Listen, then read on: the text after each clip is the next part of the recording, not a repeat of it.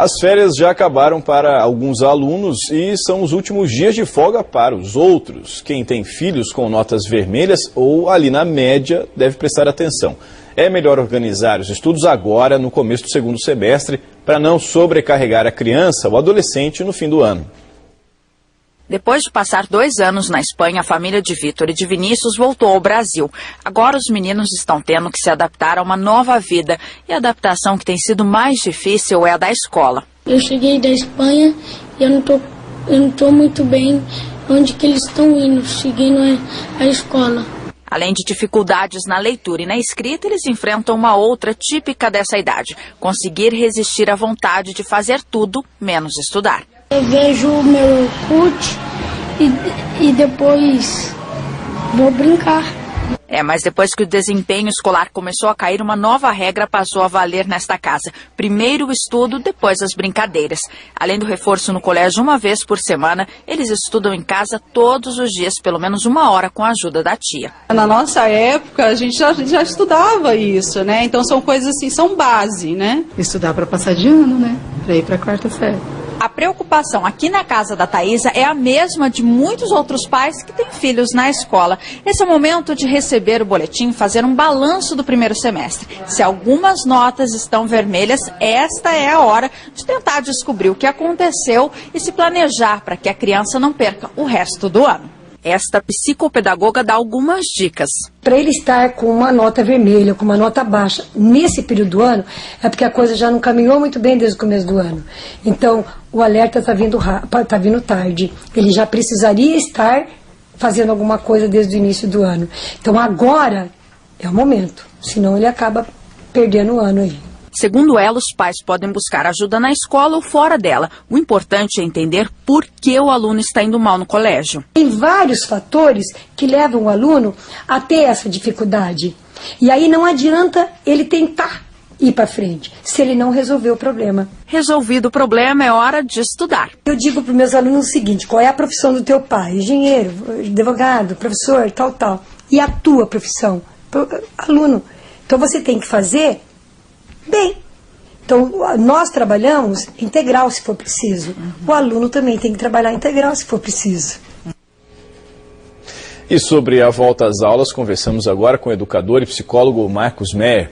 Bom dia, Marcos. Bom dia. Aquela ideia que se tem, muitos pais promovem, vamos dizer assim, aquela promessa, né? Fazem aquela promessa, fim de ano, se você melhorar suas notas, que talvez não tenham sido boas nesse primeiro semestre, como a gente viu aí o exemplo da reportagem, você vai receber lá um prêmio, seja qual for, um presente, uma viagem. Isso aí pode dar algum resultado, não? O resultado é muito ruim.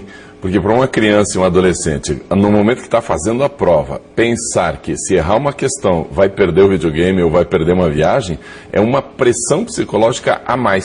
Então esse é um fator negativo. Fazer promessas de final de ano para o filho, se passar de ano ganha alguma coisa, é ruim. O outro problema é o seguinte: a criança e o adolescente não têm a mesma noção de tempo do que nós adultos. Então, para uma criança, imaginar lá no final do ano é muito tempo. Ela diz assim, ela pensa assim, eu vou estudar lá no final do ano, daí eu passo. Ela não pensa que ela tem que fazer isto hoje. Então, a melhor coisa que os pais podem fazer para a criança é fazer o acompanhamento diário. Todos os dias, 1 hora, 1h30 de estudos. Isso faz com que a criança tenha o hábito de estudar e aí no final do ano já passa, não tem problema. Agora, se a gente não cria o hábito, essas soluções de final de ano, de remédio de última hora, normalmente dão errado. Além do que, você pode criar na criança, no adolescente, a ideia de que o sucesso vem acompanhado de um prêmio, de alguma coisa, e não o aprendizado em si que é importante, né? Perfeito. A escola e os pais precisam educar a criança, precisam ensinar a criança que persistência, dedicação, trabalho é que dão resultado. E não alguma coisa de remédio de última hora.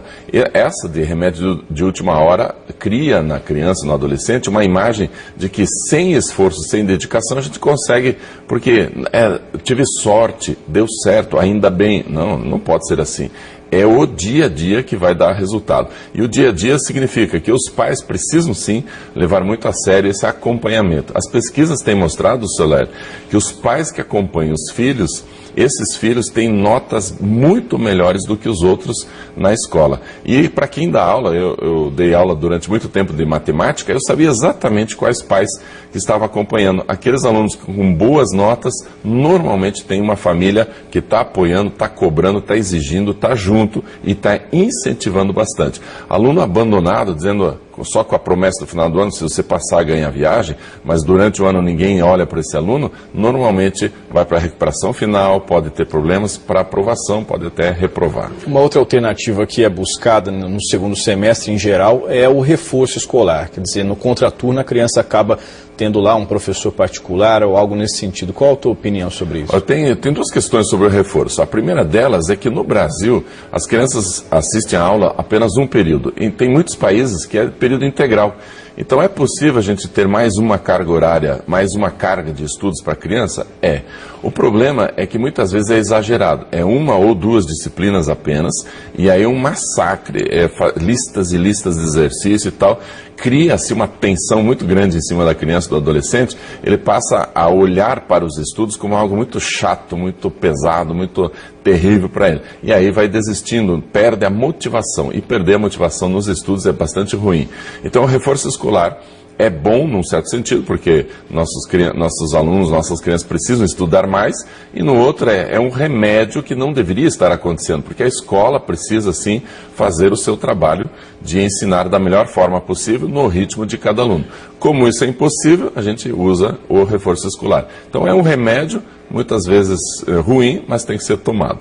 Ok. Muito obrigado por sua participação mais uma vez, Marcos. Um bom dia para você. Prazer.